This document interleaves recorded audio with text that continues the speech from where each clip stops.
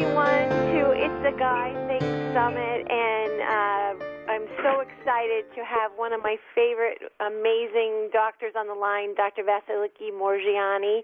And did I say that right, Doctor? You did. It's my pleasure to be here. Thank you for inviting me. Thank you. And we also have Sara on the line, and we know that we have a lot of people who registered for the summit. And as you know, logging into the call, it's being recorded, and it will be available to be listened to again online on my website. And so, Dr. Moragianni, I just want to tell the listeners about you, that you're a native of Greece, and that you went to Cornell University, and you followed that up with Drexel University, and right now you're working outside of Boston at Fertility Solutions, and you are having this thriving practice, and you were first on my list to call when we were developing the topics. And what we're looking to discuss and open up the conversation with today is testosterone, estrogen, and sperm, what every man needs to know about his hormones. And so I was just hoping that maybe you could just open up the conversation and let everyone know about your practice and where they can find you, and then we'll just go right into a quick, not a quick, but a conversation about these hormones and how does it affect a man. Definitely. So first of all, Kristen and Sara, thank you again very much for inviting me. This is a great honor. It's really important that we're raising awareness, and you're doing this beautifully with this event that you have planned during Men's Health Week. Oftentimes can you hear me?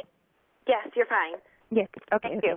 So oftentimes we think about men's health and prostate cancer exams and things that men tend to shy away from, but there's definitely very important issues related to fertility and conception of their partners that become issues well before we get to that point. And I'm glad we all have a platform to talk about these things and at least get people interested and aware of all this. So what I do is I'm a reproductive endocrinologist, which is a fancy way of saying I'm a fertility doctor. I did my training. I've been in the U.S. for many, many, many years, pretty much my entire adult life, and I did my training at Cornell, Georgetown, Drexel, and then I came to Harvard where I trained in fertility. I worked there for a while, and I'm currently in private practice with 3 other amazing women, female physicians. Our practice is called Fertility Solutions. You can find us on fertilitysolutionsne for New England.com, and we have offices all throughout Massachusetts and Rhode Island, and I think that's enough about the practice. The field of reproductive endocrinology and infertility in general is the field that deals with couples or individuals who are having difficulty conceiving. And of course, the reason that raising awareness about male infertility is so important is because maybe 20 to 30% of couples struggling to have a baby, the reason, the major contributor is an issue with the male. So male infertility accounts for about 20 to 30% of all the cases of infertility. And it's definitely something very important to look into. It's something that is always evaluated as the first step alongside the female when a couple comes to me and report a difficulty having had a child for the last 6 months or a year, depending on the age of the woman. Okay. So, doctor, during this conversation, and it was brought to our attention that men are reluctant to go to the doctors. And what we have found in doing our due diligence before we opened this conversation is that just as women have an annual physical or an annual checkup. If a couple is deciding to, let's start creating our family, it should be the first step that a man also have a physical and maybe see a urologist, regardless of where they are within the process. Even when the light bulb goes off and says, and that moment comes up that they start deciding this might be the time. We're just hoping to start the conversation and bring awareness that the guys need to go and have annual checkups too, correct? So that is correct, but I just want to clarify something that might scare men a little bit. Not everybody needs to see a urologist, so that is definitely the good news.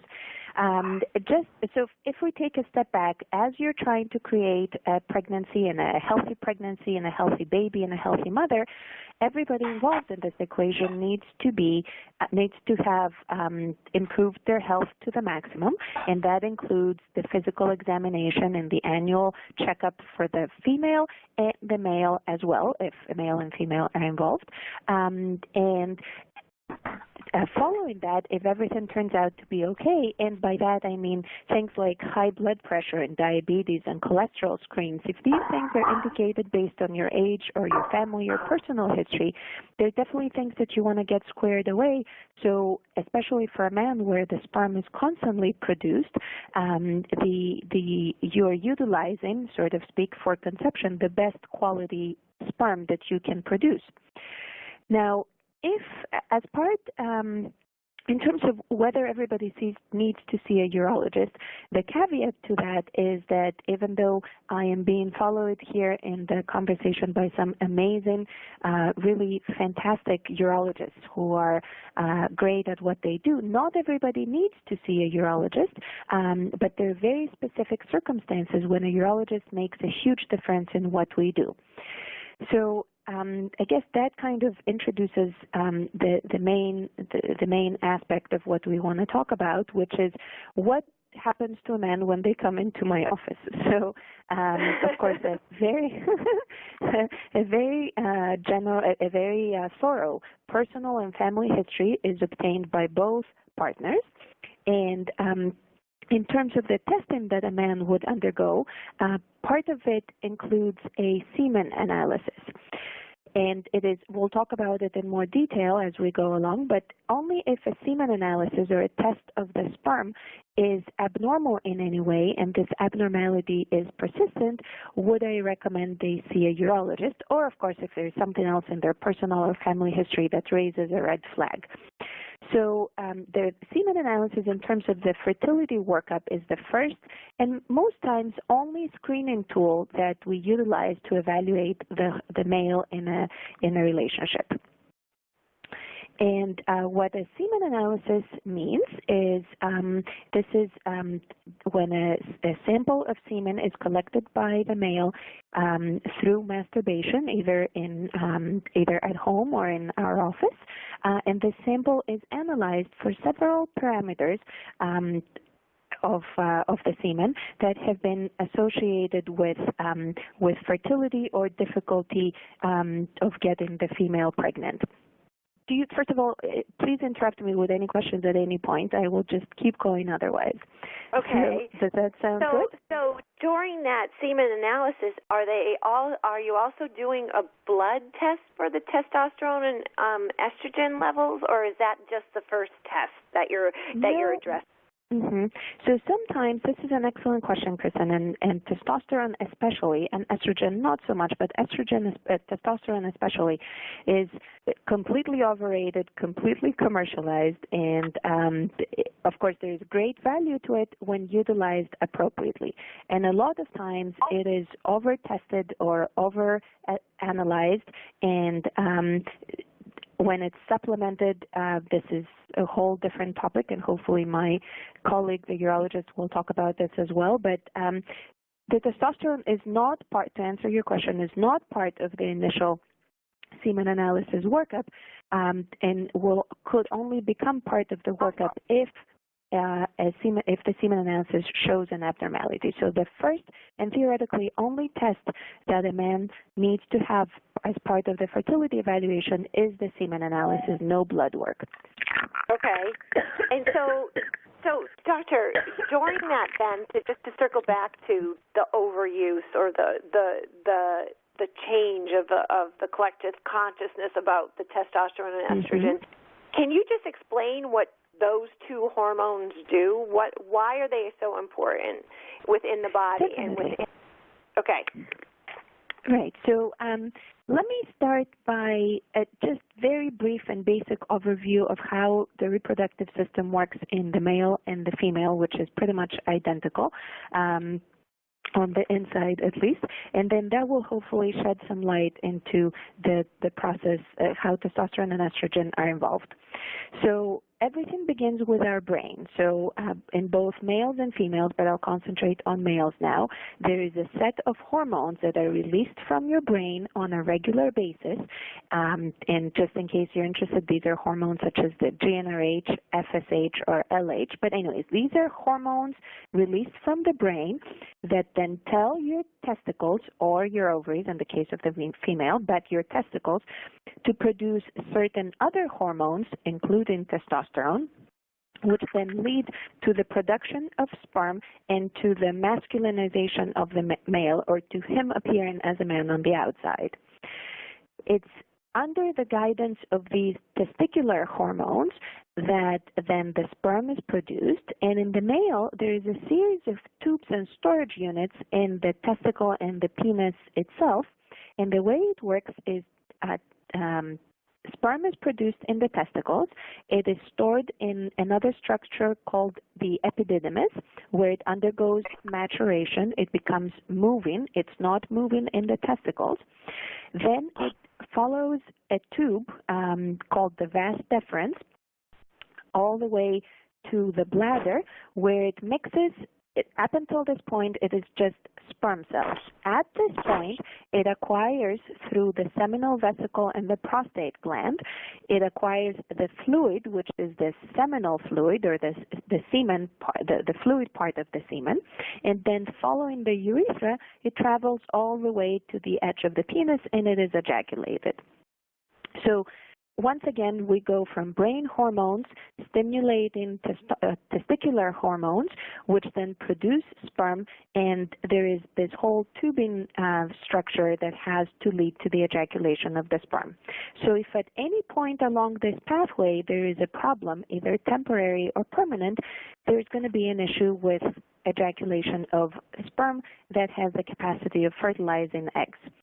So if your brain is not given the appropriate stimulation, or these hormones are for whatever reason affected, and examples of that could be that you are overweight or obese, and this changes the balance of these hormones. You are taking some sort of treatment, sometimes for prostate cancer, or other treatments that can block your brain hormones, or other things such as anabolic steroid hormones. So taking anabolics tricks your body into thinking you already have testosterone, so your brain doesn't have to talk to your testicles anymore. So your brain kind of shuts down its production of these hormones, and because you really don't have your own testosterone, this causes your testicles to shrink and not produce effective sperm anymore. So this is what happens if the brain hormones are affected somehow. If the testicular hormones or the testicles themselves are affected, in cases such as when the testicles are not outside of your body, one or two of them might still be on the inside. When you have something called a varicocele, this is when you have a dilation or blowing up of some of the veins in the scrotum or around the testicles. This distorts the local anatomy and therefore production of these hormones. And things such as infections, for example, the mumps, as some of us might know, cause an infection of the testicles, or some sexually transmitted diseases, chemotherapy, radiation, some sorts of pesticides or other toxins, smoking. These are things that affect your testicles and these hormones locally, and therefore, even though the brain is sending the right stimulation, the testicles do not produce testosterone and estrogen in the right levels, and therefore the production of sperm is not normal. And then the third category of problems is the problems that relate to the tubing system. So your brain is given the right signals, your testicles are responding by making sperm, but then the tubing system is blocked somewhere. And this is because maybe the system that leads to the ejaculation is blocked. An example of that is something called CAVD, or congenital absence of the vas deferens. This is one of the tubes I mentioned previously, and these are men who are born without it. A lot of them also have a cystic fibrosis mutation. You might be a little bit surprised because cystic fibrosis is more of a lung issue. But these people are carriers, a lot of them, of cystic fibrosis, and the link behind it is just as there is difficulty in moving sperm along, there is difficulty in moving debris along in your lungs, and you get a lot of infections. But anyways, this is an aside. And then things such as spinal cord injury or diabetes or ejaculatory dysfunction, these are all reasons or causes of difficulty getting the sperm that is otherwise normal being ejaculated and therefore being able to be used for fertilization. So this, in a nutshell, summarizes, obviously, in a very basic way, how the system works, and it's through understanding the system that we can then help diagnose and treat certain problems. So as you can imagine, I test the end result, which is the semen coming out through the ejaculate, and if that is okay, I can stop there. If it is not normal, then I, first of all, repeat the semen analysis, and the reason for that is that sperm is being produced constantly, and therefore not having a normal semen analysis today doesn't mean that this is really your baseline. It could have been that you were recently sick, or you recently had an infection or a high fever. New sperm cells are made every about 72 days, so we definitely give you another chance, contrary to women, we give you another chance to produce another semen sample, and if that is normal, then we can stop there if everything else looks okay. If the second sample has the same issues or worse than the first one, then we need to again methodically go down this pathway from the brain to the testicles to the tubing system and figure out where is there a breakdown or is there not a breakdown. Unfortunately, probably half of the cases we will not find a reason, but some of the cases, the rest of them, we will find a reason, and some of them can be corrected. For example, if there is a tubing problem or a blockage problem, that can sometimes be unblocked, or we can go back to the testicles and remove sperm from there without needing for it to be ejaculated. Or if it's a hormonal issue, sometimes we can fix that. If it's an infection, we can treat the infection. If it's the use of anabolic steroids, we can stop that use, hopefully. So depending on where the problem lies, we get the equivalent treatment and diagnostic workup to hopefully get to the point of acquiring healthy, normal sperm that we can then use for fertilization of the egg. Thank you so much. I was taking notes while you were talking, and what I love how you illustrated that, because it's so important to make the connection that your body talks to each other. There's a fluid flow of conversation within your body, because I believe that our bodies are naturally able to go back to balance. And so what you're saying is that the brain is talking to the men's testicles, and the women's brain is talking to the ovaries, and there's constant feedback loop. And if absolutely, and within this amazing miraculous event of procreation, it's a found your body. Sperm. Sarah can jump in here too about the sperm. The sperm is a found. Sarah said in a conversation, it's a fine-tuned machine. If you think of everything that your body is doing unconsciously, that you're not aware of, that your brain is speaking to your testicles to create sperm. And so if it's interrupted, now I know the word anabolical steroids, and I where are those, and how do men ingest those, and can we bring an awareness to this, that you ingest this, and then it's funny because the mouth, if you ingest that, it's between the brain and the sperm, the testicles, so you're interrupting that conversation, right? So how, that's right. What is that? Can you talk about when you mention a steroid intake? Where does that come from, and what is it? Definitely, yes. So I will get to this in just a second. What I wanted to say is you put this so beautifully. Yes, there is a conversation constantly, 24/7, every single second of our life between our brain and the testicles or the ovaries and, of course, all the other organs. And it is within that conversation that we realize how sensitive the system is.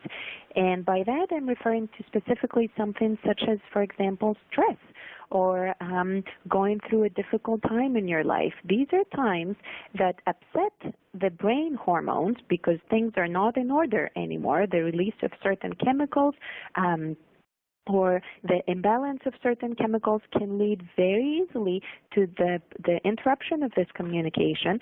And because in the eyes of evolution and our bodies taking care of themselves, reproduction is not very important. You first need to survive. You need to have your heart beating, your brain working, and then reproduce after all these things are in order.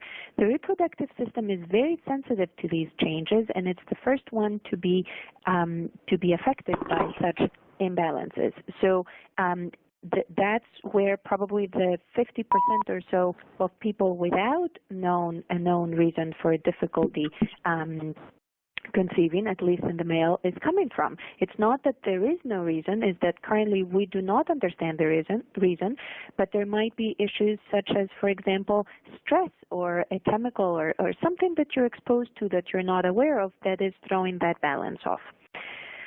So specifically for anabolic steroids, and thank you for giving me the opportunity to clarify, I was referring specifically to steroids, of course, that men are taking for bodybuilding or to build muscle, some of the ones that athletes are taking, anything in general that contains either testosterone or some sort of steroids, cortisol, anything like that taken over an extended period of time. And also, unfortunately, keep in mind treatments for prostate cancer or other treatments, sometimes even for hair loss or other things that you might consider completely benign, or you might not be open about talking about. These are things that, again, get in the way of your brain talking to your testicles and affect this very sensitive balance. So you, of course, don't have to know all these things, but you have to be, and I please urge patients to be 100% honest with their clinician in telling them exactly everything that goes into their body, everything that they are aware of as being an issue in their environment, because there are things that you might not be aware of that are affecting this crosstalk and therefore your fertility potential. Right. Does So that answer your question? Yes, it does. And so what is so important about this whole week is men's health and also adolescents, bringing awareness to adolescents of before you go into, it's important to be healthy. It's important to be in balance. It's important to feel good about how you look, right, for yourself. But before you begin or consume any of these aids for bodybuilding, you need to be aware that it will interrupt the conversation, and what a non-confrontational way of bringing awareness to this, because if you are a person who takes pride in how they look and takes pride in working out, or an athlete, or just general health, they're to broaden the horizon of what you're consuming or what you're eating, and even the cleaning products that you're using in your home and what that contains and how that affects your overall health, like you talked about, how you are, how you're functioning, not only your reproduction. And so I think for me that is such an important step, because later in the week we'll be talking to Davina from Fertility Within Reach about how there is, if you find yourself, she has Banking on Your Future for young adolescent boys who are, unfortunately heard that diagnosis of cancer and banking their fertility for the future. And so what I am hoping is that this conversation brings awareness to this group of boys. Being a mom of a son who's turning 16, what are the conversations us as parents need to be having with our children, especially if they fit the profile of, working out, lifting weights, and being mindful and healthy about themselves. So that, to me, is such an important, tweetable moment about, don't interrupt the conversation between your brain and your testicles with, in between by ingesting, anabolic steroids. So thank you so much for talking about that. Of course, yes, it's important. And of course, as a young adolescent boy or a young man, you're never thinking, will I have difficulty having a baby? It doesn't usually cross your mind. You're thinking, I need to get that scholarship, I need to do very well, I need to look better, I need to be more efficient as I'm working out. And it is very tempting, but of course, as you can imagine, not only does it interrupt the conversation between between the brain and the testicles, but it definitely causes other health issues as well. So if in doubt, before consuming anything, definitely ask your doctor about it, and do not underestimate the fact that one day you might want to have children, and by that time the damage might be irreversible. Sometimes, unfortunately, it is, because your brain gets used to not talking to your testicles at all, and then it never wants to start again. So anyways, but also, another point I would like to make is, yes, there's a lot of research out there about so many things that can potentially affect your fertility.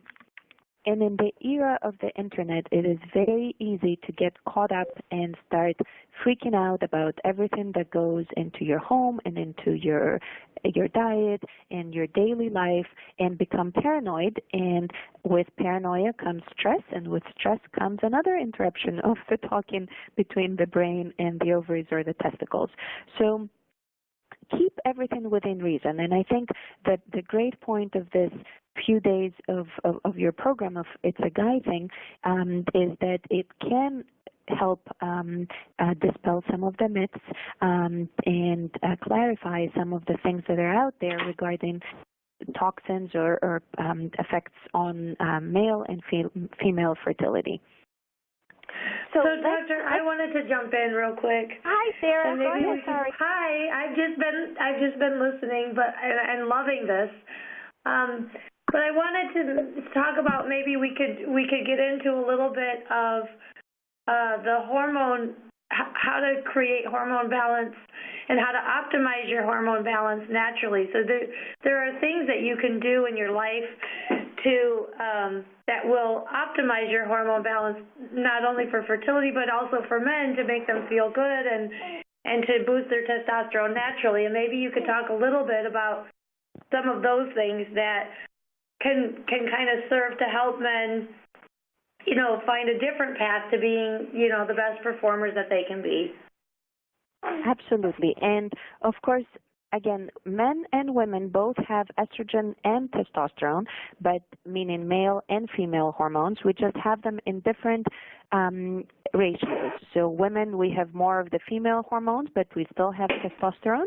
And women and men have mostly testosterone and male hormones, but they also have the female hormones or estrogen, etc.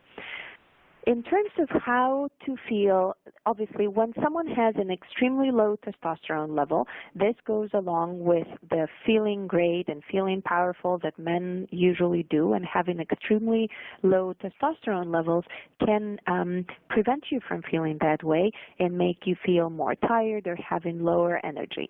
Now, I don't want you, if you're feeling tired and having low energy, going and supplementing your testosterone, because this will do exactly what the anabolic steroids we've been talking about to your system. It will cause that talk to stop, and therefore you could now or in the future have difficulty restarting the conversation. But in terms of things that you can do besides supplementing yourself with testosterone, and please do not take this, or if your primary care doctor offers this, or if you buy it or come across it online, please ask for a second opinion. I do not recommend it except for specific circumstances.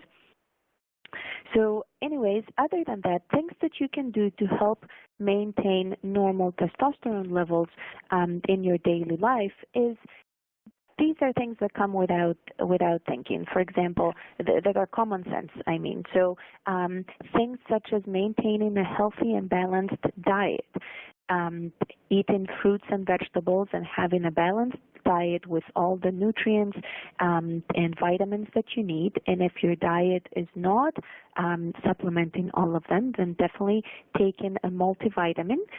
You don't have to go to extremes. Just a regular over-the-counter multivitamin can help supplement the things that might be missing from your diet and therefore keep the levels of these vitamins and minerals at a normal degree. Things such as minimizing stress, and whether that is accomplished by doing whatever you like after work, taking a stroll or a walk with your partner or alone, or exercising, which is also extremely important. Any form of exercise. You don't have to run a marathon every week, but you can. You can if you're able to, but you can just walk several minutes, maybe 20 to 30 minutes a couple of times a week, and see if that makes a difference.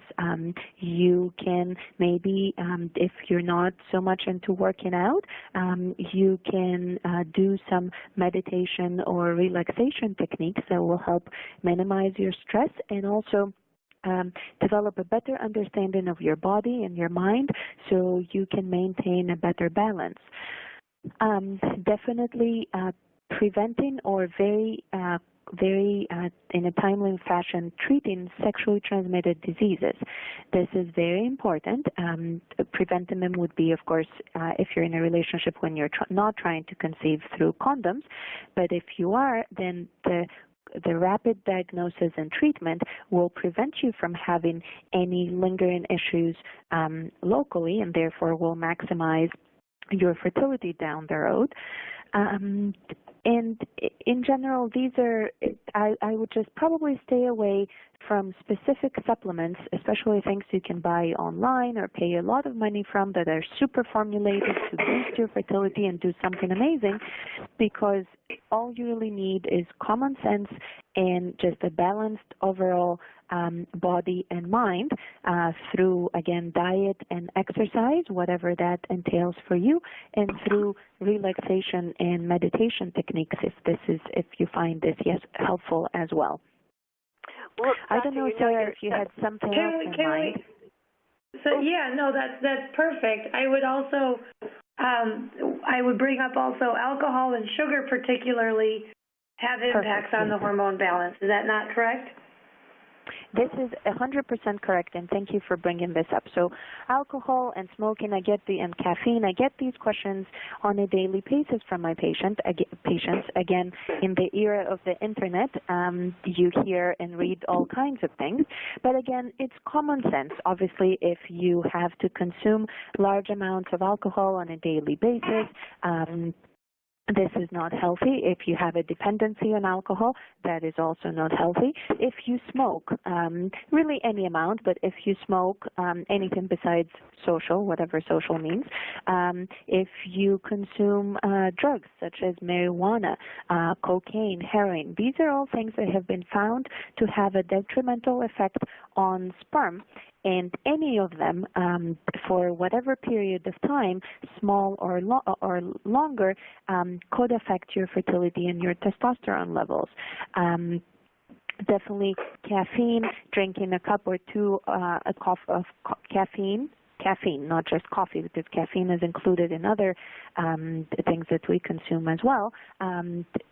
In a day is fine, but going to extremes, having 10 cups of coffee a day or smoking a pack of cigarettes a day or smoking marijuana on a daily or weekly basis or alcohol consumption on a regular basis, these are things that should be avoided because, again, it goes back to my very original point that you have to optimize your health, both you and your partner, as you're trying to become parents and have the best health available or ready for the rearing and the pregnancy with that child of yours. So these are things that are very important to keep control of. So because they affect your overall health and definitely your testicular health as well. Could you talk a little bit about aromatase and what that is and what that means as it evolves to hormone balance? Yeah, you're talking about aromatase as a supplement? No, just in general, the process of testosterone being converted into estrogen, and how that happens, and right. And right. So aromatase, as Sara, it's you, right? Yes. Is that Sara or Kristen? Yes. No, it's Sara. Sara, okay, sorry. So yes, aromatase is a hormone that helps convert testosterone, so the male hormone, into estrogen, the female hormone. And this is something that goes along with your balanced diet and healthy lifestyle and healthy weight, because aromatase is something that is stored in your fat tissue, and this conversion between the testosterone and the estrogen happens more often in the fat tissue. Therefore, someone who is obese, and the same goes for a female as well, again, because we all carry these kinds of hormones. So if an obese or overweight male or female will convert more of their male hormone into the female hormone, and therefore in the woman, this in general does not become much of an issue, except, of course, in some circumstances it does, but in the male, it can affect your fertility, and it can, as we said previously, minimize your testosterone levels. So there's of course conditions where clinical medical conditions where there's specific defects in your aromatase, and this cannot happen, and this of course it would be a complicated issue to discuss today, but this is something in general. Think of it, that's what I alluded to before, patients who are on the heavier end of the spectrum do tend to have higher levels of aromatase, therefore higher levels of conversion of the male to the female hormone, resulting in lower testosterone and more trouble with the sperm production and eventually, of course, sperm release and fertilization. So again, Sara, thank you. This is another excellent point. And thank you for bringing this up. In general, again, weight, diet, alcohol, exercise, smoking, drugs, these are all things that become part of your balanced, healthy life. And I think if I were to ask any of my patients or anybody out there, do you think using common sense, does smoking marijuana help your sperm? The answer is probably going to be no by most people. Or does being obese, does that make things harder in terms of reproductive terms than being of ideal body weight? The answer will probably be yes here as well. So with common sense, we can answer most of these questions, but of course, if things don't make sense or something seems too complicated, that's where your clinician comes in, and we can help clarify or test for appropriate issues if something raises concern. So can I say back to you in my little understanding of, not little, but my understanding of what this conversation is saying. So a male's body and a female body both have testosterone and estrogen. And men create testosterone And it is made, I believe, right, through the liver, the muscles, and from the brain, in the liver muscles, and the fat cells. And so what you're talking about is all these environmental factors or personal choices that increase estrogen level in the body, or can increase estrogen, which decreases testosterone, which changes the sperm's journey within the body, if you would say, right? Correct. So if you're, Correct. just let's say you're a man who might be overweight, maybe even, teetering on the standards of obese, and you do drink more than what you call social drinking, and maybe smoke, and your diet might be not a lot of grains, vegetables, and fruit. So if you're thinking, my spouse and I, we want to create our family, by putting your awareness on life choices that we all know in moderation, it changes the whole way of creating your sperm. See, when I, within my personal coaching clients and within group coaching clients, Doctor, I I live with the emotional component of creation, right? That's my passion. That's where my studies lie. And so when we talk about the conversation within creating, I always ask the question, are you creating space for a child to come into your life? Do you have an opening? And I think it's the same conversation directed as the male partner, even if you're using a donor sperm, because you want to know if this person is creating the space for the best possible environment for a child to come into. And so by addressing your body as a whole, and I'm so grateful that you brought in the stress component, because if a man integrates into their daily life just the act of gratitude, and that becomes a form of meditation. It's so powerful in shifting your brain chemistry. And so that to me, it's like the little fuel that hyperdrives the conversation between the brain and the testicles. And later in the week on Friday, we're so grateful to Circle and Bloom, which is donating and offering a free download for every man or every person who registers for the summit all week long. So if you're a gentleman on the phone and you're like, meditation, like Dr. Vasiliki just mentioned, we have an awesome download that you can try it. 10 minutes. If you can just dedicate 10 minutes to to try it out. Maybe it doesn't resonate with you, but we're offering at the end of the week an opening for you to try that. So thanks for bringing that up so I can do my commercial about the free gift, the goodie. Of course. This was unintentional. Yes, no, these are very important things. And again, it all comes down to, obviously, it's much easier said than done. Obviously, if you have that, oftentimes I don't have necessarily somebody with an issue with alcoholism coming into my office, but what I have often is men and women who are leading very stressful lives. They have very demanding jobs. As part of their jobs, they have to socialize with clients, and they have to drink with them to make them happy and be happy themselves. And for them to maintain their job, which pays for their insurance, which pays for fertility treatment, they need to go out on a weekly basis and consume large amounts of alcohol. And, to these patients, and they don't have a lot of time to exercise, and their diet is whatever junk food they can get wherever they entertain their clients. So this becomes more of a reality. This is more of how I see this in my patient population, and of course everybody's different. But what I ask them to think about is, next time you go to a work event, you don't have to be changing, getting a new drink every 10 minutes. Get a glass of wine and sip on it and hold on to it the entire night. Or, instead of going to an event, cancel one event a month and exercise instead. And eventually, it's a work in progress. Of course, it's not a magic pill that I can give them, but eventually, as they change their priorities in their life, these things change as well, and it makes a difference for the most part.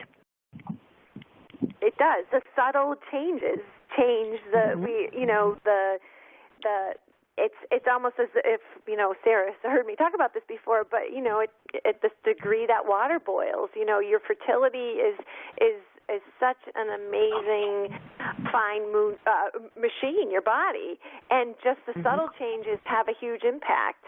And so that's a great tip. I had a client not too long ago who was stunned after coming across literature about alcohol consumption and fertility decreasing. And within the conversation, this client said, well, no, I actually have 4 or 5 glasses of wine an evening. And it was a total aha moment that, oh my gosh, this is a link to this.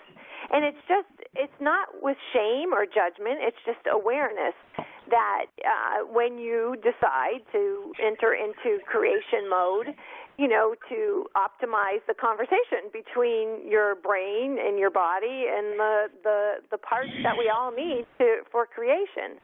And so I appreciate this time that we are addressing this.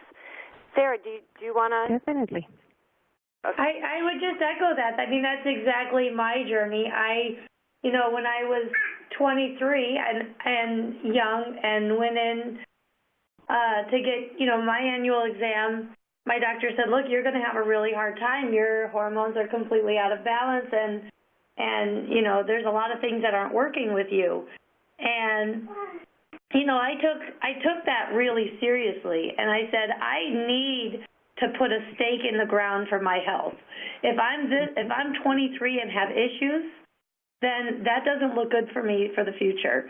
And so I just decided that my health was worth it. My future was worth it.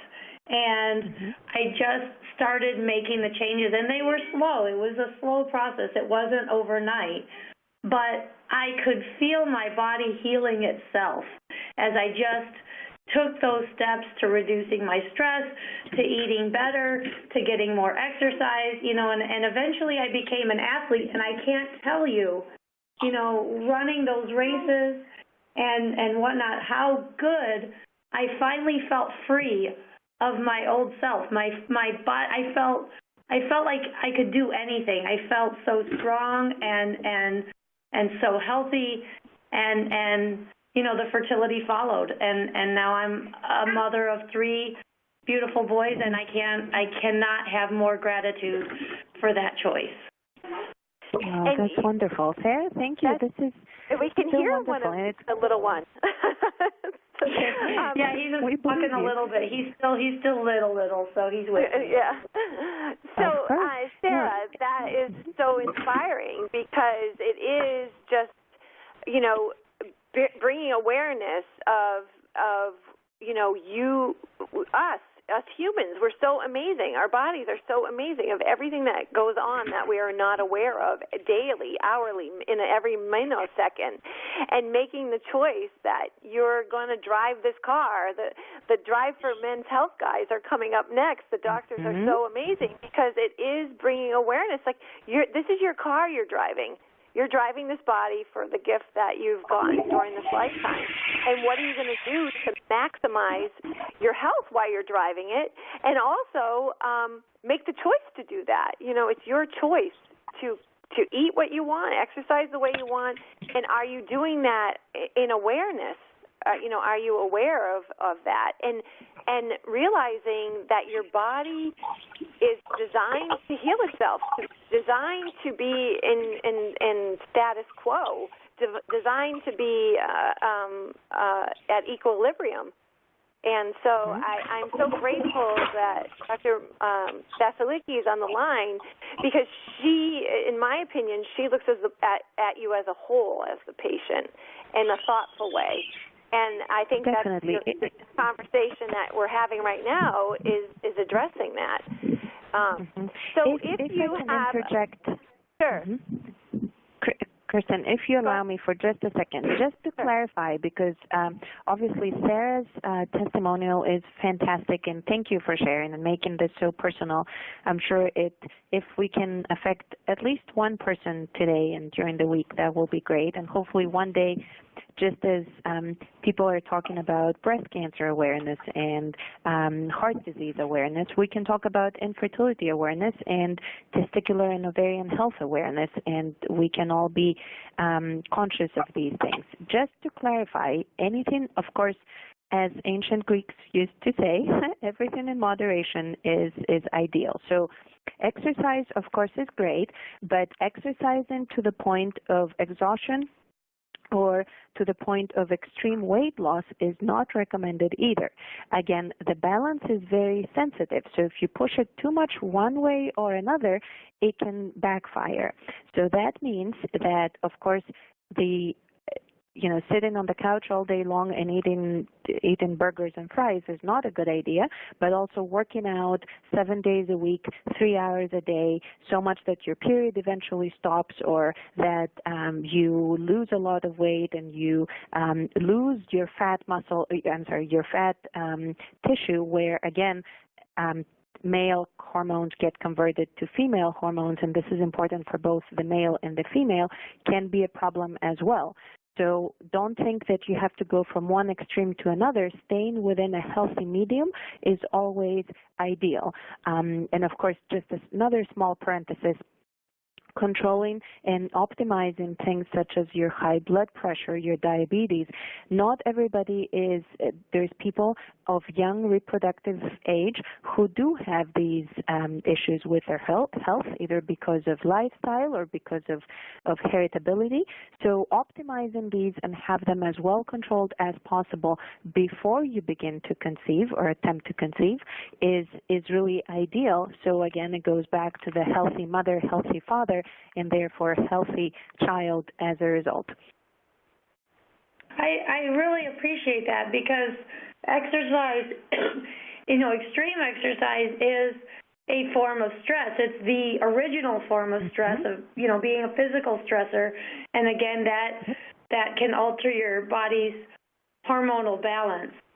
I think maybe a big takeaway is that we need to give men permission to take care of themselves. As providers, the men in my life, just as I think of them, they think of themselves as providers, as they have to do things to take care of the world around them. They have to do well at their job. They have to take care of making sure there's enough money in the bank, making sure there's, the house is put together, the things are fixed. And so what they do is they put their health on a far shelf in the back of the closet, and they don't have that permission to allow themselves a healthy space, a healthy time to eat, time to exercise, time to de-stress, time to relax. And so I say, to women, we need to give men permission, and to men, they need to give themselves permission. Definitely, and that's why this is so important, so men and women can understand the importance of this and make time for it in everybody's busy life schedule.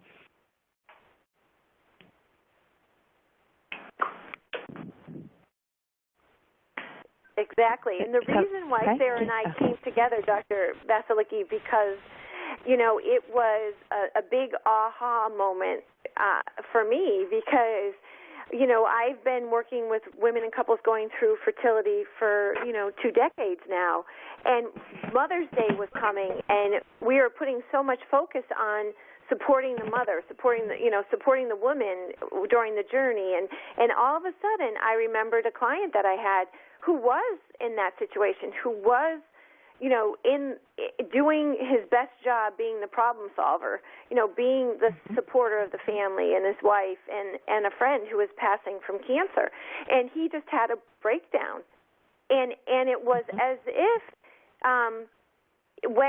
in the middle of the breakdown, he was so concerned about his wife's response that he didn't have permission for himself to grieve and to let it out and to let that mask down, to let that roll out of what was the burden on his shoulder, the responsibilities on his shoulders.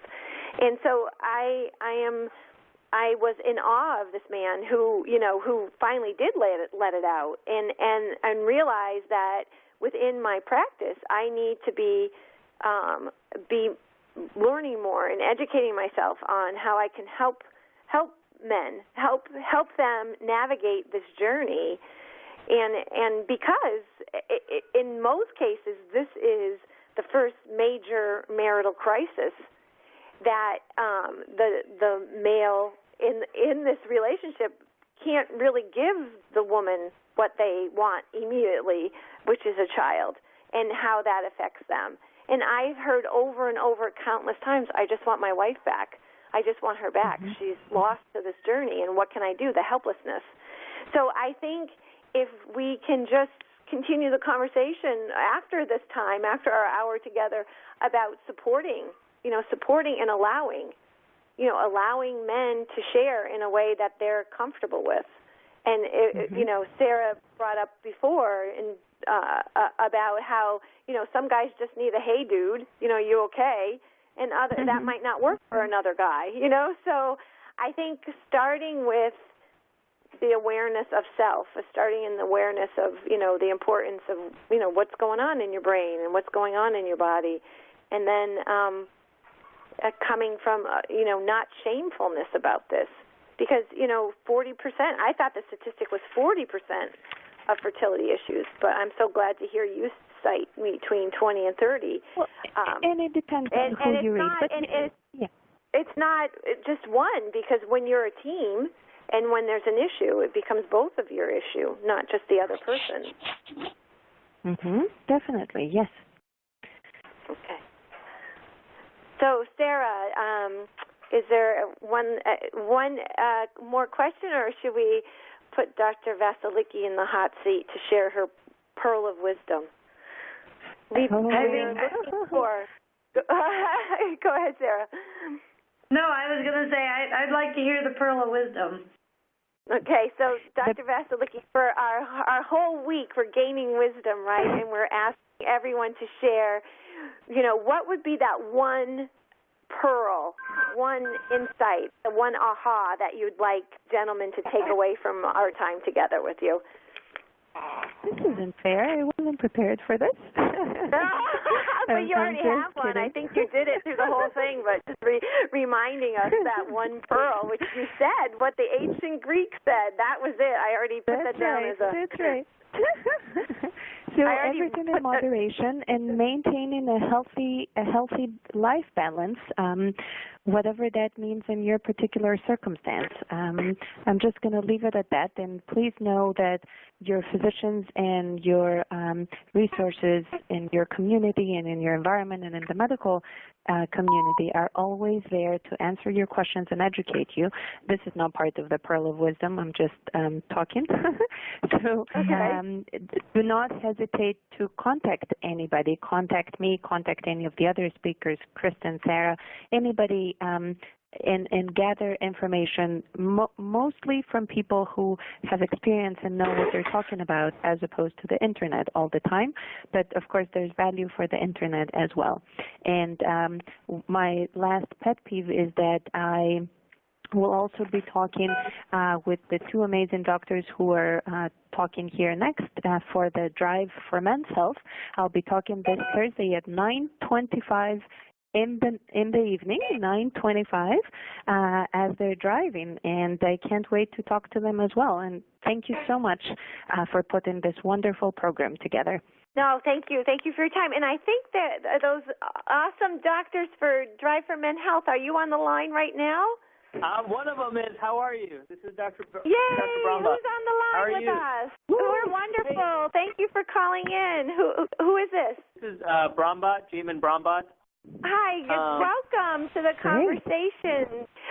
Dr. Vasiliki is just on the line also, and Sarah and we just had a wonderful conversation, so we're excited to continue the conversation with you. I am still here. I can fill the gap for 60 seconds. I would love that. I would love that. I so can you were saying your pet peeve. What was your pet peeve? I know what I wanted to say before we shifted a little bit. Would you be able to please give how people can contact you after listening to you so eloquently share all this information? If someone wanted to privately email you or get in touch, okay. Why don't you give us that information? Okay, there's a couple of very easy ways. So again, our clinic is called Fertility Solutions, and the website is fertilitysolutionsne.com. Again, NE is for New England. Our offices are located in Massachusetts and Rhode Island. The office phone number is 781-326-2451. Again, 781-326-2451. We also have a 1-800 number. It's a toll-free number. It's 1-877-813-0159. Again, 1-877-813-0159. And I also have, and you can find it through just searching on Facebook or through Kristen's website. I have my own personal page on Facebook called Dr. Moragianni /Fertility Solutions, or you can just go on Fertility Solutions. And anywhere on any of these venues, feel free to email me with any questions. You don't have to become a patient. You don't have to know me. Just send me a question, and I'll be happy to answer. Okay. Welcome back. Thank you, Dr. Vasiliki. Of course, are you heading off? Are you signing off now? I think I will, because I have a patient to scan for her pregnancy ultrasound. And on that positive note, Thank you so much for your time. Wish you a wonderful day. Wait, Dr. Vasiliki, is that my patient? Because I was seeing a patient today for infertility, and he just called and said he got his wife pregnant. So he's not going to be seeing me. He doesn't need to see me, so I lost business. But at least I'm just kidding. Oh no! I'm just kidding. I'm very happy for him. Of course. Congratulations! 2 success stories in one phone call. That's great. Oh, I love it. Have a wonderful day, guys. All right. Bye-bye. Thank you so much. Thank you. Bye, guys. Take care. Thank you. Bye. Bye-bye. So Sarah and I and other lovely listeners are still on the line. So welcome back. Thank you for jumping on the line in such a busy day for you, Doctor. Yeah, no, I mean, my day, we're trying to keep everything light, but obviously that doesn't happen. We were on call this weekend in the ER, and now today we just got add-on cases. But so I'm sorry about the delay here and switching phones, but I'm here and I'm all yours. So. Oh, wow. Words women love to hear. So I'm going to turn it over to Sarah. and Hi, Sarah. Nice to talk to you again. Hi, nice to talk to you. I'm so excited about this upcoming drive. Maybe we could start there. Just tell us a little bit about how did you even come up with that, and what are you doing?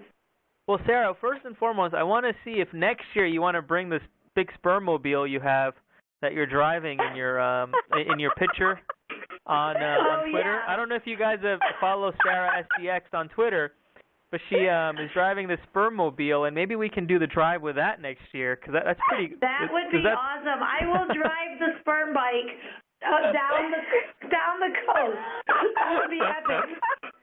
Yeah, you're delivering. I'll take pictures of you both. How's that? Yeah. I'm just going to stand delivering back and happy take sperm everywhere. That is my official job title on our website is Sperm Diva. So I'm all over it. Well, first and foremost, I want to say thank you to you and your team for arranging this conference. We're very excited to be a part of this. Secondly, I want to say, before I forget, please follow us when we drive for Men's Health on Thursday. You can follow us on driveformenshealth.com. But what we're doing is we're basically trying to break barriers.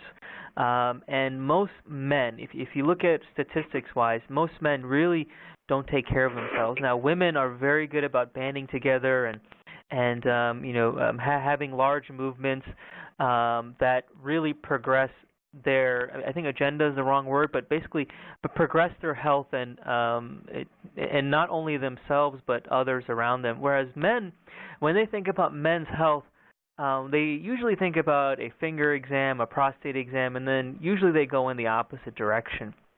And what we're trying to do is to make men realize that it's not just their prostate. There's so much more to your health than that. You have your eyes, your skin, you have your testicles, you have your muscles, you have your heart, you have your infertility as well. So we're just trying to educate them on these things. So how do you lure men in? There's a lot of community things for men out there, but usually men, don't really attend these things as well as we would want to. So how do you lure them in? Well, with something that, a lot of men get excited about, which is technology and cool cars. So, my partner has a Tesla, and about 8 weeks ago we decided, we were thinking of, let's drive to New York, because now they have these supercharging stations where you can drive the entire vehicle in 30 minutes. So we're like, okay, let's drive to New York, and then we're like, okay, and then my father's in New Jersey, so I was like, wow, that'd be cool if we could drive around Father's Day, and then we're like, a light bulb went off. We're like, well, why don't we make this into like an event? Well, why don't we use this car, this technology, this ride as a way to break down those barriers and get guys to kind of start talking about their health? And we just kind of had this thought, and then we started telling people, and they're like, wow, that would be a really cool concept. And when we were telling people, they started telling us, these guys started telling us about things that they weren't doing, that they wanted to, and they had questions about, but really just felt either threatened or felt like, I'm a guy, I'm macho, I don't need to worry about it, or just didn't know where to go for answers. And so then, this now over the past 8 weeks has really evolved into this huge event where we're doing a 23-hour marathon drive to New York City. We have 9 stops we're charging the car in. We have 40-plus speakers either talking via live webcast or on the field at all of our rallies. We've gotten a lot of great media attention, but all that stuff is not really important. What's most important is the guys that we're getting to talk about their health. And one thing that which is great what you guys are doing is men, I see several patients that come and see me for infertility, and really in their mind they're like, there could be absolutely nothing wrong with me. This is all my wife. This is her problem. She's the one that's going to have the baby, and everything with me is fine. And we need to kind of start that conversation and to make men realize that, well, it's not always the women, number one. Number two, there are things that you do to yourself, like either taking steroids, anabolic steroids, or, being obese or having diabetes, are all things that are preventable that you could prevent, very easily if you realize that you need to take better care of yourself. So that's my long-winded answer about what we're doing. That was an awesome answer. And may I ask you a question? Go ahead. So, Sarah, are you up? Or my question is, so within your initial conversation and talking about your intent, which is so amazing to combine all the technology and cars and conversation, Jerry Seinfeld does, comedian in cars getting coffee, and you're following that with bringing men's health into it, which is such a awesome way of starting this. So when we're starting having these conversations, can you share, if you don't break confidence, about what was concerning for men the most for their men's health that they didn't feel comfortable talking about? Yeah, so I go to I think the biggest thing is they just don't go see primary care doctors. I think men in general just don't trust the healthcare system, and I don't think the media helps us in any way. I think if you think about it, not just men, I think it's just the general population. A lot of patients and individuals question the system. They feel like it's all the way the media people are trying to make money, or people are trying to do these kind of procedures, or et cetera, et cetera, et cetera. But what I found is by just talking to them, they open up and say, wow, I need to do this. So I'll just give you an example of one gentleman. He's a very well-respected individual here in the community, and we were at a community event, and we were given 5 minutes just to talk about this thing. And then that same night he sent me an email saying, "Hey doc, this is so and so. Is there any way you can call me? I have some things that are bugging me." So then, of course, I called him, and then he's like, "Listen, doc, I'm 60 years old. I'm really nervous about what I've never been to a doctor. I've been ignored. My wife wants me to go. I've been having some blood in my urine. I've been having issues with erections, and also I've been having some discomfort, in my when I eat." And he had like 3 or 4 complaints, and I just spoke with him for 5 or 10 minutes, telling him the importance of screening and how a lot of these things are preventable. And within the week, he had an appointment with a primary care physician. He got some routine blood work done, and then I saw him as well for his urologic issues. But he would have never made that step if it wasn't for us kind of breaking that barrier down by talking about this cool technology, this car, and kind of spitting out all these facts to him. Men don't realize, they're going to live 5 years less than their counterparts females. There's 5 years less life expectancy in men. The second thing is 24% of men. So 1 in 4 men, that should be going to see a doctor will not go see a doctor. 1 in 2 men will get cancer. 230,000 men a year will get prostate cancer. And, like 18% of men that sit for more than 6 hours a day, I forgot the exact statistic, but it's 18 to 20% increased risk of heart disease and diabetes. So there's all these staggering statistics that either men don't know or they just choose to ignore.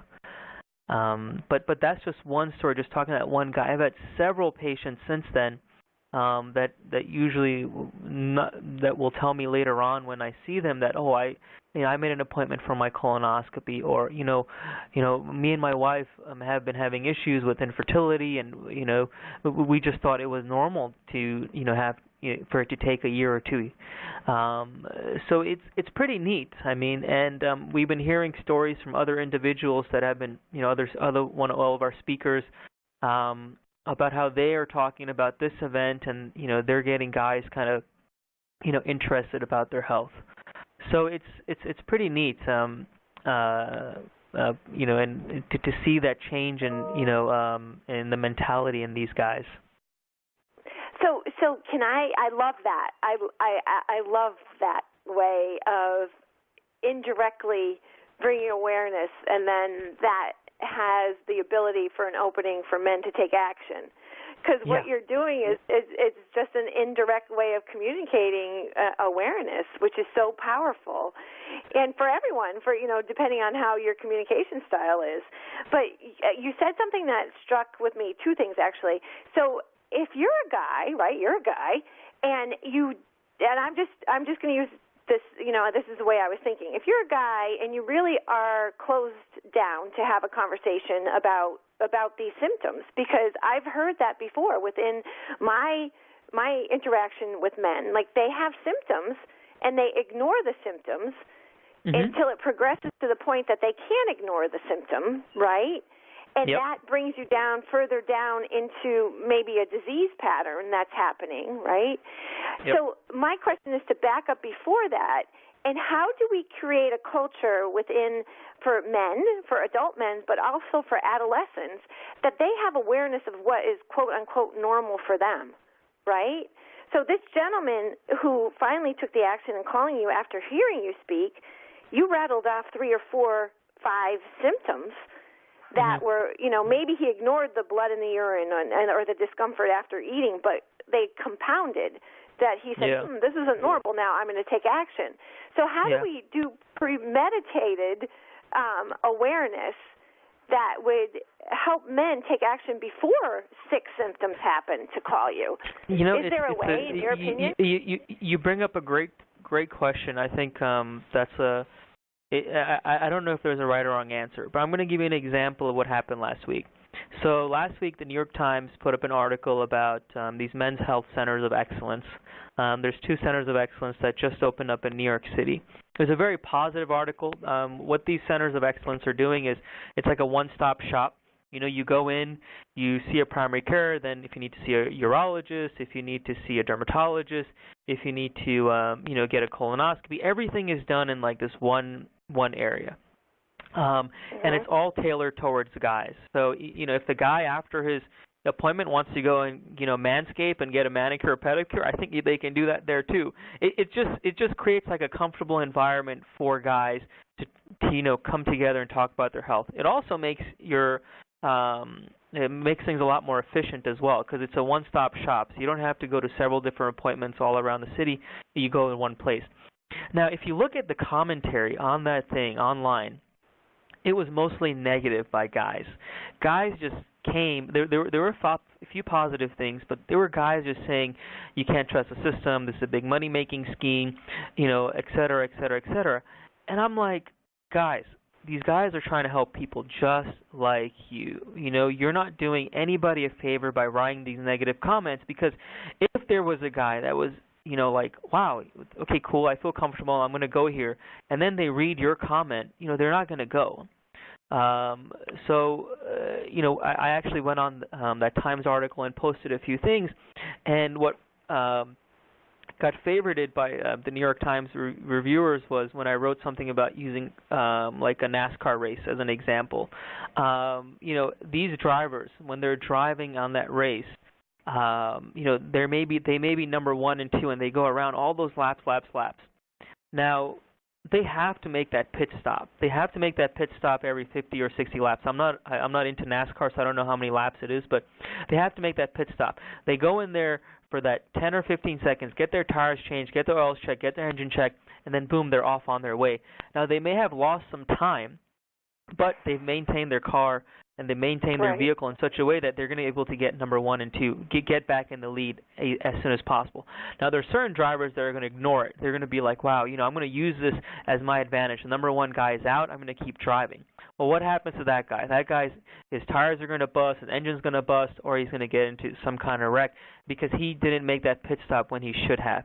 So when you think about now your health, it's the same thing. You need to make that pit stop. Even though you don't want to, even though you feel like you're on top of the world, if you make that pit stop, it's going to be a short time.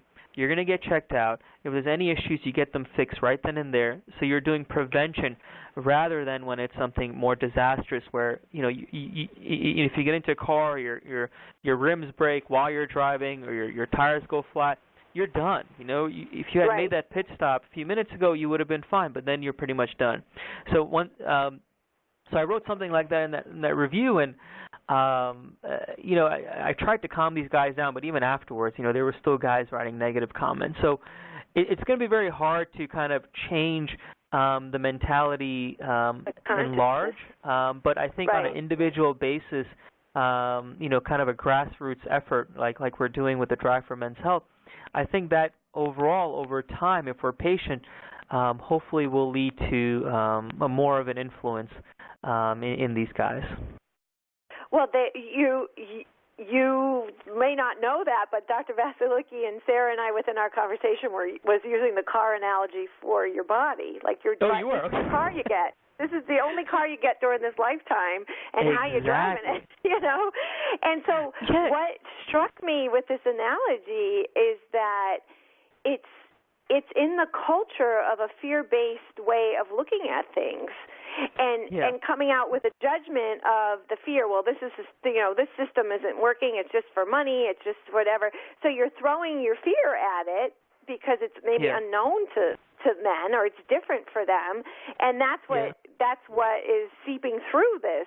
Because the analogy that I can give you, doctor, is that so women of a certain age, and I'm one of them, you need to get mammograms, right? And oh boy, that's not a day that a girl. Well, you're not supposed to get mammograms at the age of 20, right? No. Oh, bless you. Big hug and a kiss. You're right.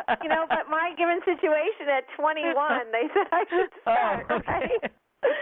No, but the thing is, wouldn't it be awesome? wouldn't it be awesome if when you're born, you know when you go buy a car, you get that little instruction thing that, okay, you got to do 5,000 maintenance at 30,000 miles, you got to do this, 60,000 miles, you got to do this, 100,000 miles.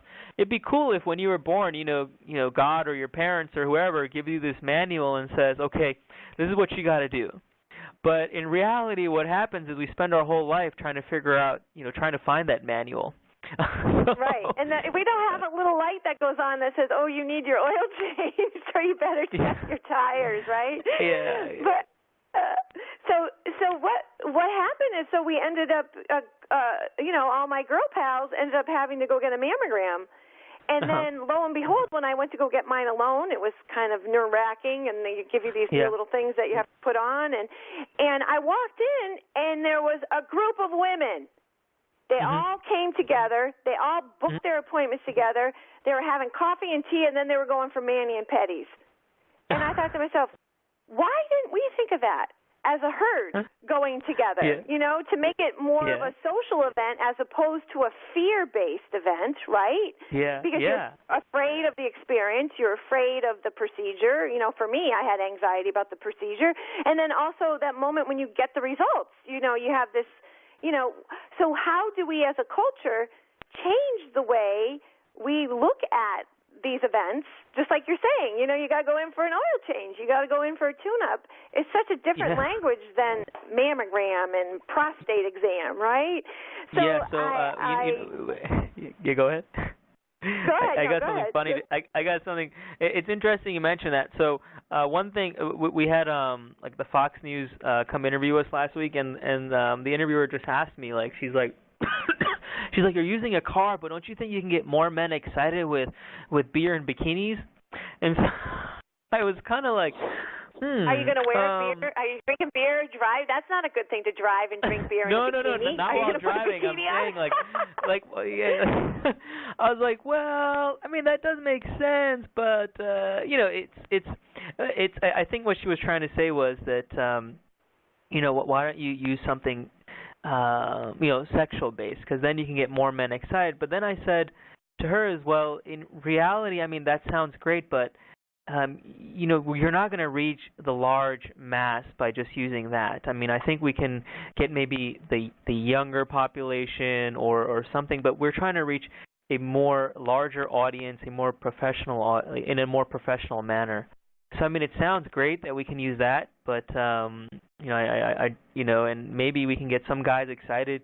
If we at these men's health centers, if you had beer after you got tested, but you don't want to use alcohol, because alcohol also has negative side effects too. So, you want to use something that is not that won't be detrimental to your body unless you're driving it too fast, and that I think is the best way is using a car. So.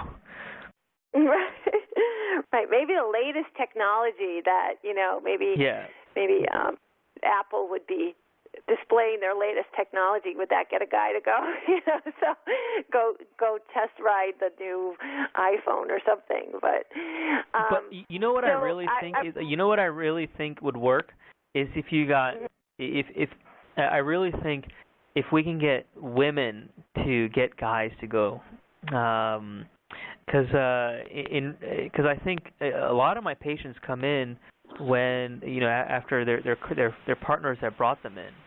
So I think we can maybe have more of an influence if we target women to push men to take care of themselves, and then I think as I do at home with my wife, eventually get tired of the nagging and then decide I'm just going to do everything on my own.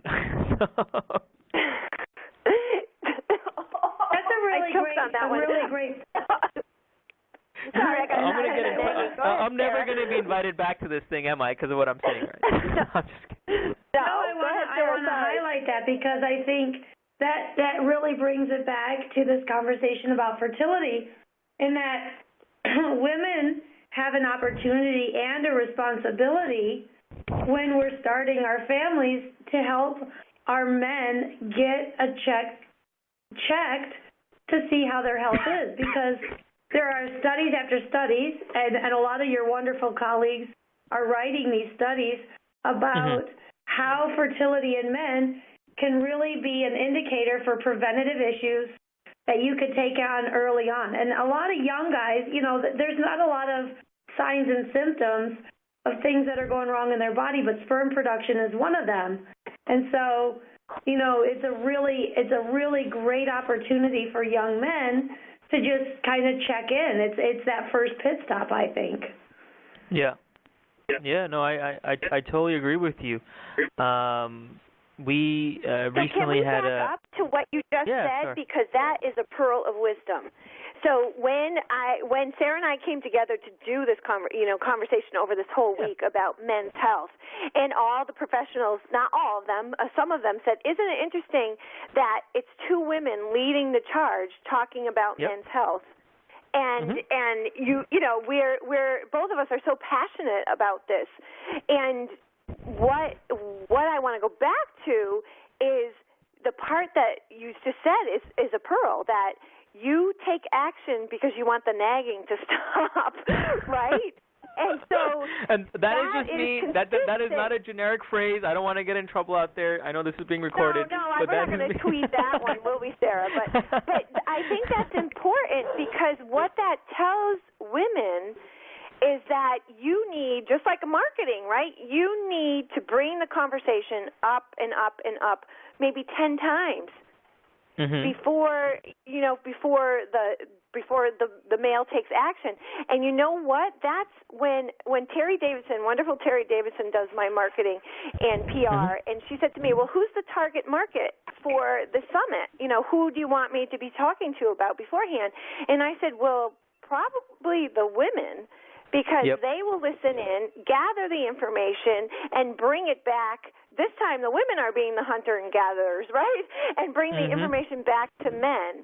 And what I've also learned in my personal experience is that I can shout long and hard and repeatedly to the men in my life, but there's something about it if I'm standing next to another male and they say the exact same thing to the male in my life, that they'll hear that better. Yeah. And so and I think your ability when you're driving, right, to address these and be that third indirect party in the conversation is so powerful. And maybe you can even talk to women about how, keep saying it. Keep talking about it. In a different way, in a different manner, maybe leaving a pamphlet or, texting some information, a link, but just keep at it. If your intuition is picking up that your partner, your special someone in your life, or your brother, your uncle needs to be seen. Yeah. So I thank you for saying that. I choked on it because that was like a pearl to me. But go ahead. That was my soapbox. Sara, am I interrupting you? No. Okay. So why don't we talk a little bit about this connection between fertility and health, doctor, and you could maybe talk about some of the things that young guys, what are some of the things that go into an oil check or a pit stop for a younger guy. He's, they're out, and a young couple just starting to get thinking about having kids. What are some things that a young guy might think about as he's thinking about his future? Yeah, most guys, that are, trying to conceive are, probably between 20 and 40 years old. Probably, to narrow that range, 25 to 35, when they start, thinking about family, having children. And that age group usually, there's no indicated that I know of, so don't quote me on this, like preventative things that you should be doing. So I know like colonoscopy, prostate exams, PSAs, at 40 if you have a family history, et cetera, but at a younger age, there's nothing that usually brings guys to the doctors. I mean, unless they go to a health screening or go see a doctor or, a lot of guys actually get diagnosed with things when they're going for drug tests for their jobs, when they have to get like lipid panels, or they're trying to buy life insurance. That's when they find out, oh my God, like I have high cholesterol, or et cetera. Like I actually, on a personal note, was going to get some life insurance.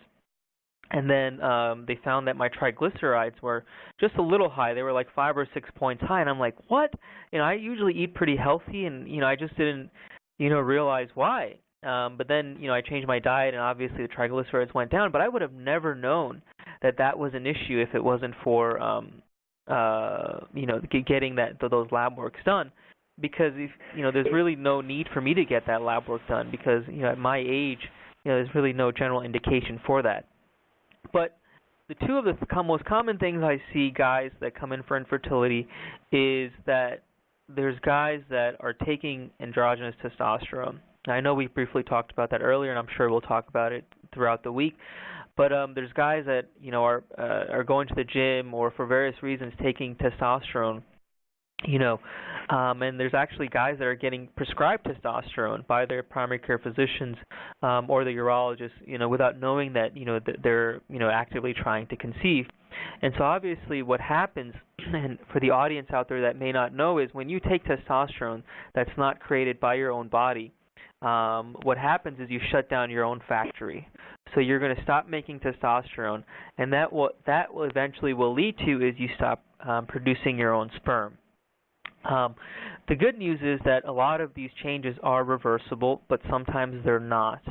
And so one thing I would like the audience to know is that or the wives to know, or their partners to know, is that just ask if you're having infertility and your husband's going to the gym and he tells you he's taking supplements, please make sure that it's not anything that could be androgenous testosterone. Another if he says no. Another way to kind of examine him is, when you guys are, either having intercourse or foreplay, examine his testicles. A lot of men that take testosterone androgynously or exogenously will have small testicles, because that's a sign that the factory has shut down. The other thing is, our preventable things are obesity. I mean, we see a lot of men that are severely obese that have abnormalities in their semen analysis parameters. And then, it takes a while, but if they get on appropriate diet and exercise and appropriate infertility supplements, we're able to kind of boost their sperm counts and their sperm counts up. The other thing is when you have obesity and excess fat, a lot of your testosterone quickly gets converted to estrogen. So what that basically means is the amount of testosterone you're supposed to have in your body interacting with your testicles, it's not doing the appropriate job. So just by reducing your weight, you should be able to kind of increase your testosterone and eventually your semen analysis parameters. Those are awesome. That's perfect. We've been Dr. Vasiliki right before you was talking about that, about the awareness of either even at a younger age, if you're a guy taking steroids to enhance how you look and the effect on the body. And I think that's a big connection to make. That's huge in the conversation about what are you ingesting into your body. And so thank you so much. And a lot of these supplements, like even over-the-counter supplements, they may not, they could still have things in them, because a lot of these supplements are not FDA regulated. So there's no. That was Dr. Pericottle. He's running to the OR. He just wanted to say hello. Sorry. Okay. But well, you guys got to get all those surgeries in before you get on the road. What is it? What were you guys saying? You have to get those surgeries in before you get on the road. You can't come back. Yeah, I know.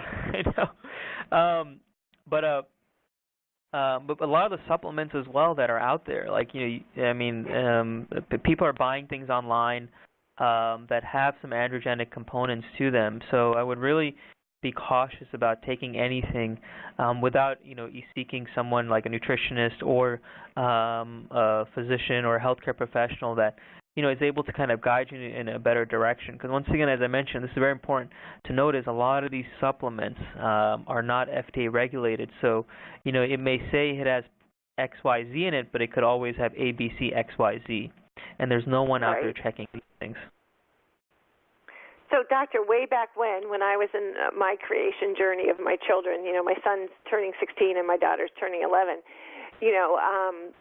for the men's health, was not even, fertility wasn't really even out of the closet, so it wasn't directed for female or for men. But there was a lot of conversation, and this is dating me also, but what about, appropriate vitamin intake if you're thinking about having children? But zinc, there was a great, buzzword way back when. Your man needs to be on zinc having, going into procreation. I mean, is that necessary now because of how the vitamins are, or how us girls have to take folic acid? Is it still a zinc something that men should be talking about, or no? I mean, that's a great question, and I think there's been a lot of small studies out there that say that you should zinc could help. There's other studies that say it doesn't. And I don't think there's anything concrete, and we may have to ask some of the other speakers on this that I know of that says that you should definitely be taking zinc. I think just taking, one a day vitamin or a multivitamin should be sufficient. I know there's a lot of companies out there that market these infertility supplements, and I know some of them are really good, and I actually do prescribe some of them to my patients to take to help them. But in reality, if you eat an appropriate diet and take your essential vitamins, I think you should be fine. I don't think there's anything excess you need. So like here's an example for prostate. I know we're just talking men's health in general. So several years ago, the big thing, hot topics were selenium, and they were like, wow, this is going to be the best thing in the world, best supplement. It's going to help prevent prostate cancer. And then there was a large study done, and what they eventually found was it does nothing. I mean, it doesn't really, it doesn't really help prevent any kind of cancer. And there were actually, if you looked at some of the analysis and details, there were also some detrimental effects of having too much. So, that's the thing with these supplements is, one, what may sound exciting right now, once the actual studies come out, it may not be as beneficial as we think. And number two, even if it is beneficial, where are you getting the supplement from and how much of it are you getting? Are you actually getting that appropriate dose? So I'm actually not a big fan of supplements. I will not promote them, but if my patients want to be on something, I will give them something. So a vitamin is the way to go, and one a day vitamin or whatever vitamin of your choice is really appropriate if you're watching what you eat and eating a balanced diet and having fruits and vegetables and all that great stuff. Supplementing with. Go ahead. And that's what I would say. But I know there's other guys that other infertility experts that swear by these supplements, and they're doing a lot of research on them, and they're actually, some of these guys are on the boards of some of these supplement companies, and they're real believers in it. I personally really try to take the simple approach, and also these supplements also come with the cost. It can cost $100 to $200 a month. So if you have a couple that their infertility is not covered by the insurance, this is a huge burden. It could be, if they're going to do IVF, it's $15,000 to $20,000, and then now you add the extra $1,000 to $2,000 a year for supplements. You're looking at a huge burden on them from a financial standpoint. So that's why, once again, I try to minimize the amount of prescriptions or vitamins I give them. Just because I think about the overall couple and the overall cost of these things. So I would just love, this is a nice opportunity to kind of highlight on the Don't Cook Your Balls website. We've actually written up a pretty decent guide to the various nutrients in foods and supplements that are talked about, and where you get them in food, where you get them naturally, what they are supposed to do for fertility, and also links to the studies that have been done for and against and whatever, so you can see, you can see some details about them. And selenium's a good point. Like, selenium is naturally found in various kinds of nuts and other foods, and it's kind of in lower doses because a high amount of it is toxic or not good for you. So you can also just optimize your diet and really eat foods that are giving you the nutrients that you need, and you're going to absorb them better, and it's cheaper. So based on your analysis, what is out there that you would recommend or have recommended other than what I said? Is there anything out there, any supplement or anything based on your research? No, I haven't seen. I mean, I think the supplements are more or less made of various compositions of minerals and vitamins that are shown to improve fertility, and I think it's the kind of the common things, zinc and folic acid, and then there's other more exotic things like arginine and so forth, which you can get mostly when you eat meat. So I think if you're not eating well, if you're eating crap, completely not eating well at all, then you might need those things. But I would say you're going to absorb better if you're eating it in food, and you're also not going to have the bad things that are in foods that you shouldn't have. Right. So, but I know some guys have really stressful jobs and are, on the go, and, traveling salesmen, for example, you have a really chock-full day and all you really have time for is some fast food. If that's your life, first try to find the healthy choices, and second, you might want to try a standard multivitamin or a fertility-focused supplement if that's what you're trying to do. But you also have to worry about stress and other things with that kind of job. So because I know some of the common things. Sorry, go ahead. Go ahead, Sarah. I was going to let the doctor talk. I know there's a big buzzword, antioxidants, that have been shown. I mean, and this is definitely true. I mean, there is an oxidative stress on the sperm, and if you have antioxidants, then it can kind of improve your sperm functioning and motility, and there's different vitamins that have been linked to it, like C and E and selenium and lycopene and carnitine and zinc and coenzyme Q and all these things. I mean, it's great. I mean, there's lots of literature, lots of Cochrane, very thorough reviews on some of these things by experts. And once again, I want to say this again, is I'm not saying you shouldn't take any supplements, but I think you just have to be careful about what you're taking, and look at the overall picture of is there another way, a cheaper way, or a free way for me to get these things into my body. So is it okay if we circle back to something that you said? So if we're looking at the statistical age of a man who's in the fertility area, right, which you said 25 to 35, right, and then tying in your awesome story for sharing how you found that you had a higher result from a life insurance blood test, right?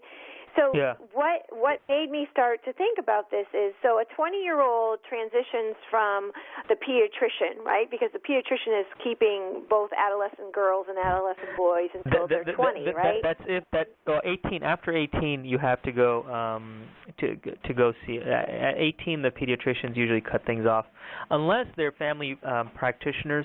Family practitioners can see all the way from birth to geriatrics. So it just depends on what kind of physician you're seeing. But I mean, what 18-year-old goes to see a doctor every? I mean, the only time I knew when I was Sorry, go ahead. So as a mom of a 16-year-old, right? So because he's not 18 yet, here I am. I just dragged him for his 15-year-old checkup. I'm projecting ahead, right? So then you get an 18-year-old that really is needing to move from the pediatrician, I'm talking about adolescents, move from the pediatrician to a primary care physician, right? So from 18 to 25, you have this gap of men who are out of the healthcare system, right? And then you're, boom, to where you are, between 25 and 35 thinking about creating a child, So you have this gap. All of a sudden when you were talking, I'm like, oh my God, that's going to be my son soon, right? But if we did a good job as parents, educating an adolescent boy that just because you're 18 and you're no longer, your mom's not going to drive you anymore for a physical. If you started with a primary care physician and each year had a physical and a blood test, this would be a proactive way of seeing what's going on inside your body, because there really isn't any way of you were doing all the right things, eating healthy, being aware, getting life insurance, which is such a responsible thing, and then you got the results. So through your conversation, I was like, that was the aha, that you have this gap of both men and female, falling out of the system, if you call it a system, Yeah. But the thing is, I think, in an ideal world, yes, they would go see it, but there's so many more issues, like, there's so many young individuals that are, don't have any insurance, so that kind of limits their access. There's so many young individuals that really, honestly, will go to see a physician, they won't find anything. Everything's going to be negative, so then it's another discussion, well, what's the point? Why don't we just wait till, we're a little older? But that's just a rhetorical question I'm bringing up right now. I don't really have any good answers for that. I think that's a conversation for a whole nother day. So.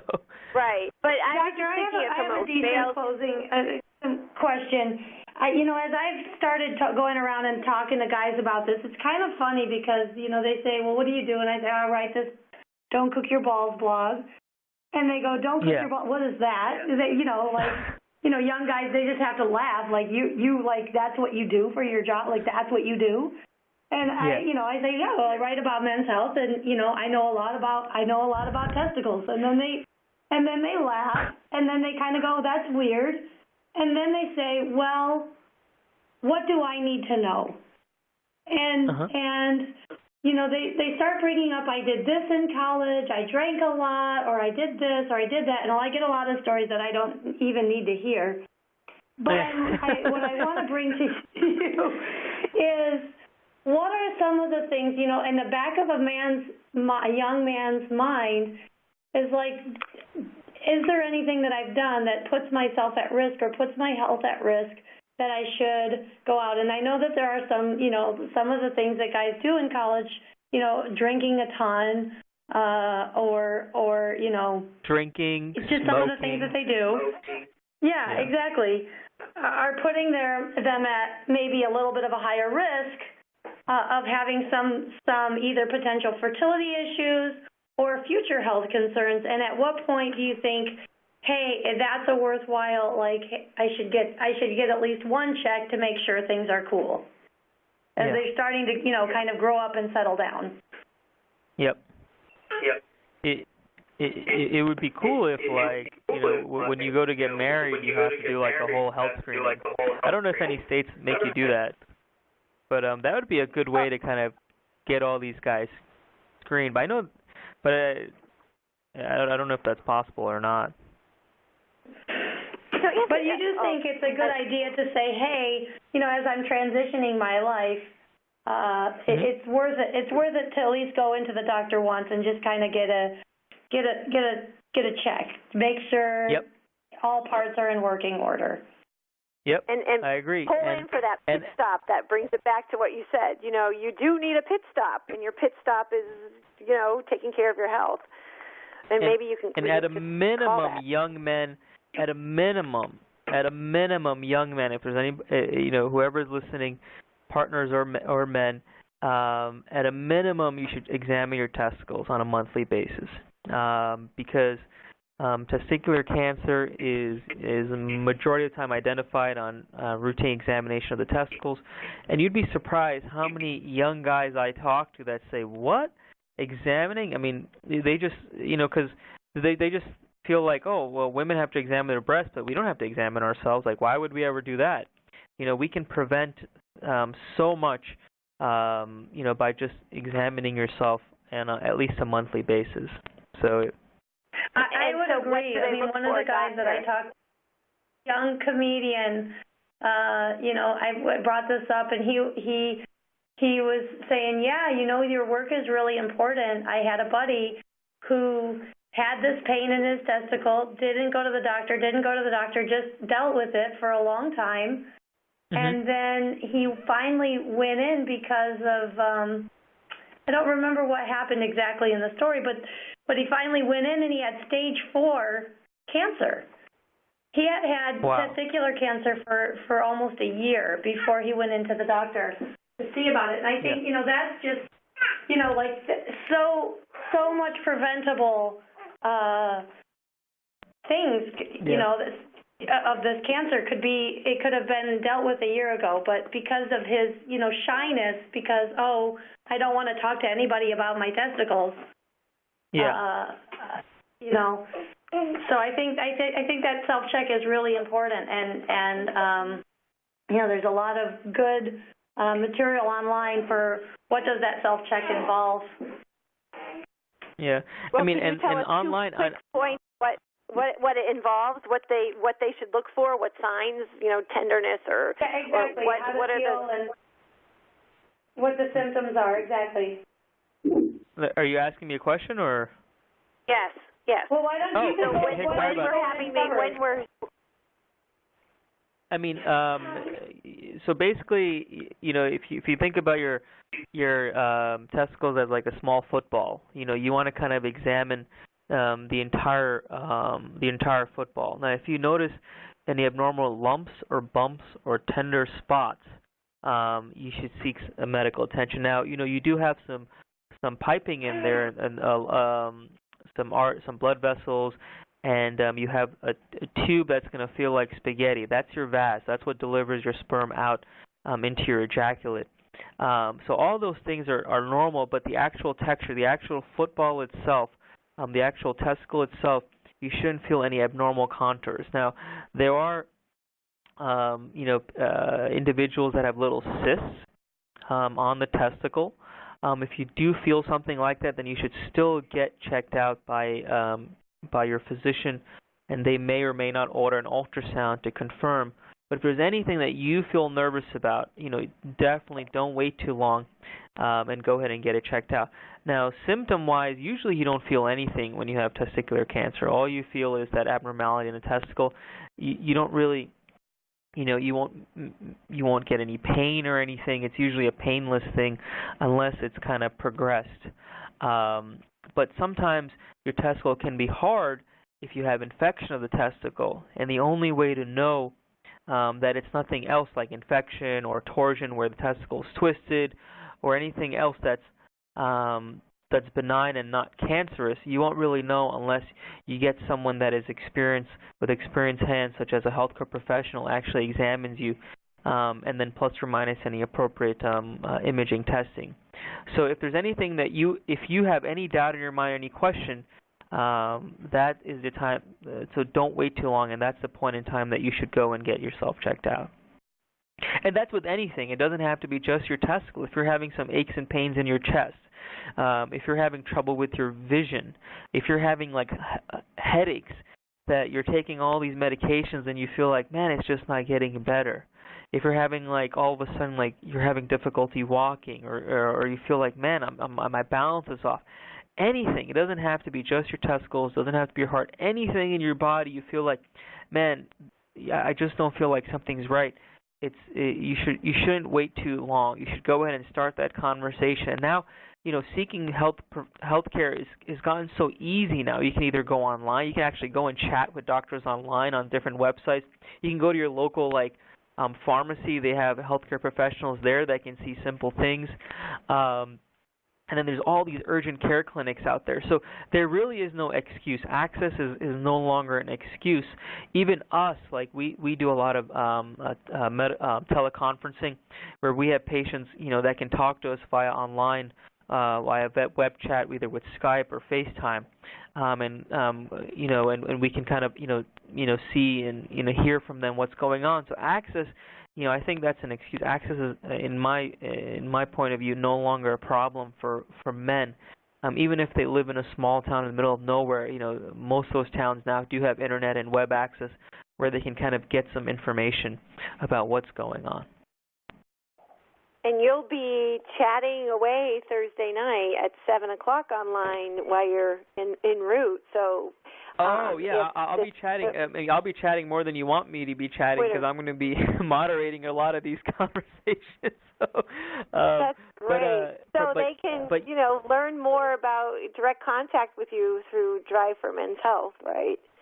And yes. So on our our drive, it's a 23-hour marathon. For 23 hours, you can really interact with our speakers.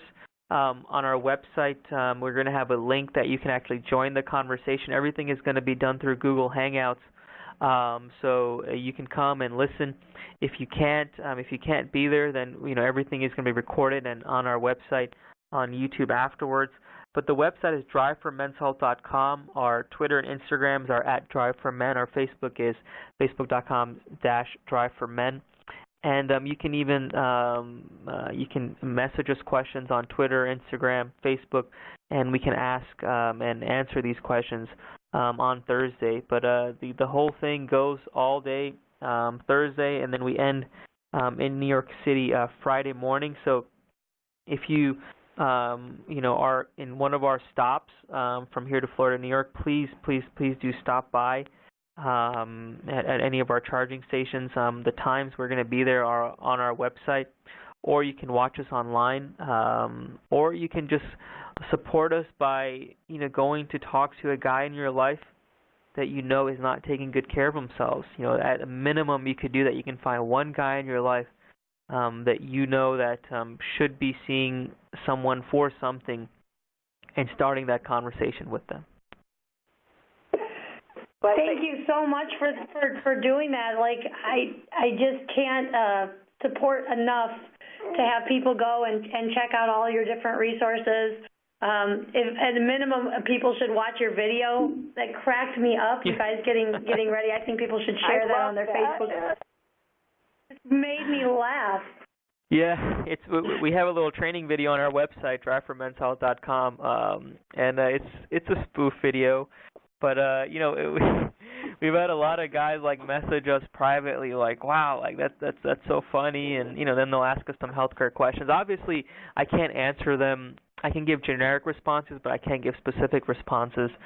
But I will, if there's any guys out there that have any questions, we will try to answer them the best we can. And if we can't answer them right then and there, we'll try to find you someone in your region that you can go to.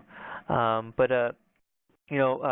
just want to thank you guys for allowing us to be on this program, and I really hope we were able to contribute, effectively what we're doing, and also contribute to get men to basically take better care of themselves. So.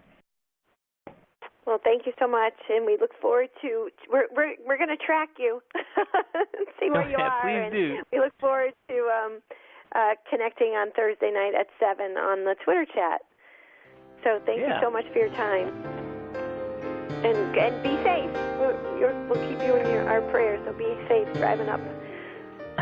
Thank you very much, guys. Thank you very much, ladies.